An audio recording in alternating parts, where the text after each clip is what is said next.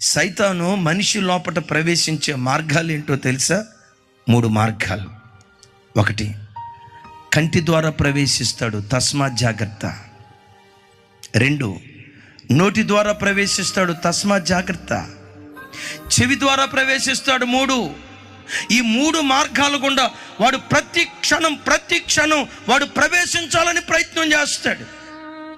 మనుషుణ్ణి పడగొట్టడానికి సైతాను వాడే మొట్టమొదటి ఆయుధం నీ కన్నే. నీ కన్నే, నీ కన్నే. అవ్వమును పాడు చేసింది ఆ కన్ను కాదా? ఆకానును పాడు చేసింది ఆ కన్ను కాదా? సింహపు గుండె వంటి గుండె కలిగిన దావీదును పాడు చేసింది ఆ కన్ను కాదా? న్యాయాధిపతి అయిన సంసోను భ్రష్టునిగా మార్చింది ఆ కన్ను కాదా? అందుకనే ఈరోజు వాక్యం వింటున్న బిడ్డలరా, క్రైస్తవునిగా నీ బ్రతుకులో